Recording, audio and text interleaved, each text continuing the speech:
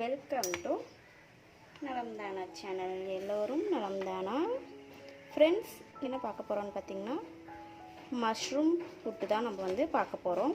வாங்க அது எப்படி செய்கிறதுன்னு பார்க்கலாம். ஃபஸ்ட்டு கடாயை வச்சுட்டு வெறும் கடாயில் நம்ம இப்போ என்னென்ன போட போகிறோன்னு பார்த்தீங்கன்னா சீரகம், மிளகு, பெரிய சீரகம், ஒரு வரமிளகாய், கருவேப்பிலை தழை, அப்புறம் ஒரு பட்டை சின்ன சைஸு, கிராம்பு ஒன்று எடுத்திருக்கேன். கருவேப்பிலை தழை கொஞ்சம் வாடினதாக எடுத்திருக்கேன். ஃப்ரெஷ்ஷாக இருந்தாலும் ப்ராப்ளம் இல்லை. நம்ம இதை வறுக்க போகிறோம். அதனால் இப்படி கொஞ்சம் ட்ரையாக இருக்கும்போது நல்லா டேஸ்ட் கிடைக்கும். அதனால் ஆட் பண்ணிருக்கேன். இதெல்லாம் இப்போ நம்ம இந்த கடாயில் ஆட் பண்ணிக்கலாம். இது எதுக்குன்னு பார்த்தீங்கன்னா நம்ம மசாலா அரைக்கணும். அதுக்கு இந்த பவுடர் தேவைப்படும். ஸோ இதை நல்லா வறுத்து எடுத்துக்கலாம்.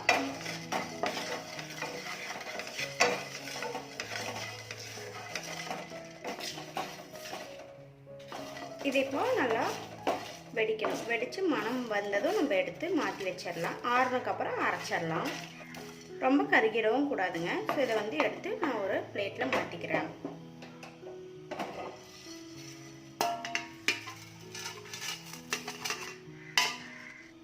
இப்போ நான் கடாய் நல்லா சூடாக இருக்குது. அதனால் எண்ணெய் ஊற்றிக்கிறேங்க. கோகோனட் ஆயில் தான் நான் ஊற்றிருக்கேன். ஸோ இஞ்சி பூண்டு ஆட் பண்ணிக்கிறேன். அடுத்தது பச்சை மிளகாய், கருவேப்பிலை தழை, வெங்காயம், இது மூணையும் ஆட் பண்ணிக்கிறேன். இது நல்லா வணக்கி விட்டுறலாம். வணங்குறதுக்காக கொஞ்சம் உப்பு ஆட் பண்ணிக்கிறேன்.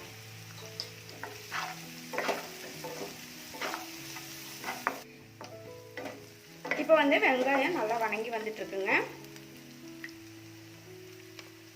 மஞ்சள் தூள் 1/4 டீஸ்பூன் ஆட் பண்ணிக்கிறேன். மல்லித்தூள் 1/4 டீஸ்பூன் ஆட் பண்ணிக்கிறேன். நான் எங்களோட குவான்டிட்டிக்கு தகுந்த மாதிரி தாங்க ஆட் பண்ணியிருக்கேன். ஸோ நம்ம அரைச்சி வச்சா இந்த பொடி ஆட் பண்ணிக்கிறேன். நான் கொஞ்சம் தருத்தரம் தான் இந்த பொடியை அரைச்சிருக்கேங்க. நீங்கள் வேணால் நல்லா ஃபைன் பேஸ்ட் பவுடராக அரைச்சிக்கலாம். ஸோ இதெல்லாம் நல்லா மிக்ஸ் பண்ணிக்கலாங்க.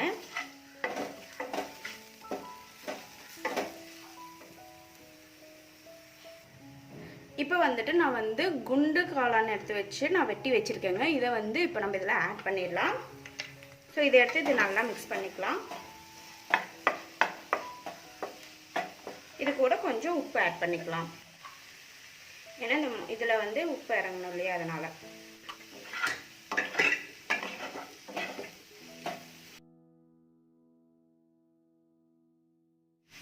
இப்போ இதை மூடி வச்சிடலாம். இதை மூடி வச்சு 5 நிமிஷம் வேக விட்டுறலாங்க, மீடியம் ஃப்ளேமில் வச்சு. இப்போ 5 மினிட்ஸ் நல்லா வெந்துருச்சுங்க. இது கூட நம்ம இப்போ என்ன ஆட் பண்ண போகிறோம் அப்படின்னா 1/2 டீஸ்பூன் காஷ்மீரி மல்லித்தூள் ஆட் பண்ணிக்கிறேன். கேப்சிகம் நான் கட் பண்ணி வச்சுருக்கேன், அதை ஆட் பண்ணிக்கிறேங்க. ஸோ இதையும் நல்லா மிக்ஸ் பண்ணிடலாம். உப்பு காரம் நீங்கள் உங்களோட டேஸ்ட்டுக்கு தகுந்த மாதிரி ஆட் பண்ணிக்கோங்க.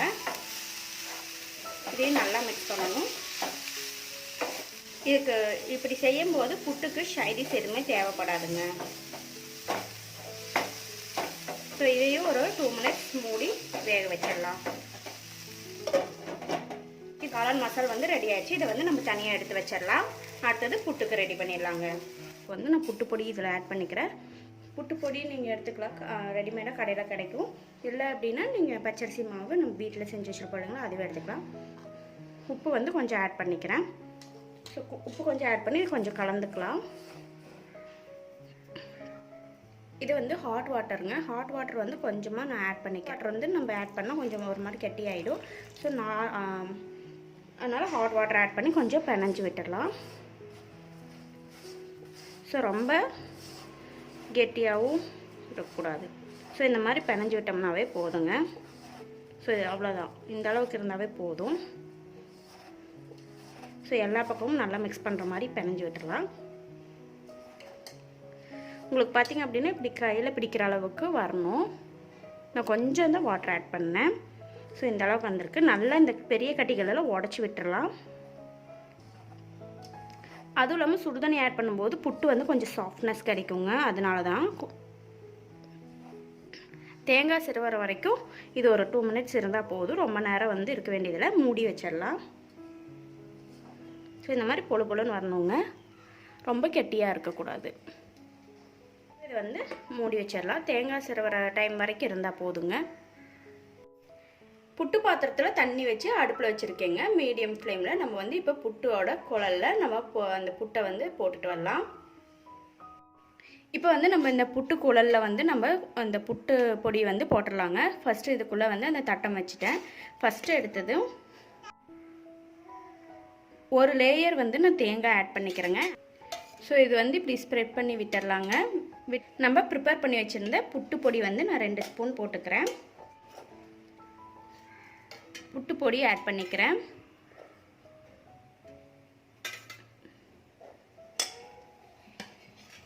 அதையும் நல்லா நம்ம ஸ்ப்ரெட் பண்ணி விட்டுடலாம்.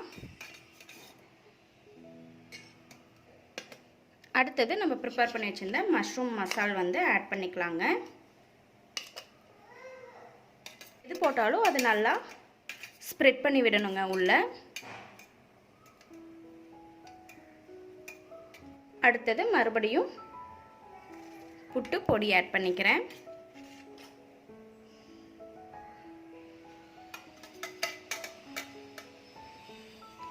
அடுத்தது துருவி வச்சிருந்த கேரட் கொஞ்சம் ஆட் பண்ணிக்கிறேன். அகைன் 1 ஸ்பூன் வந்து புட்டு பொடி தான் ஆட் பண்ணுறேன். அதுக்கு மேலே மறுபடியும் மஷ்ரூம் மசாலா ஆட் பண்ணிக்கிறேன்.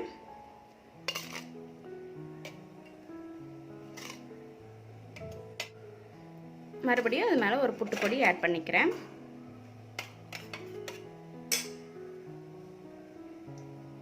கேரட் ஆட் பண்ணிக்கிறேன்.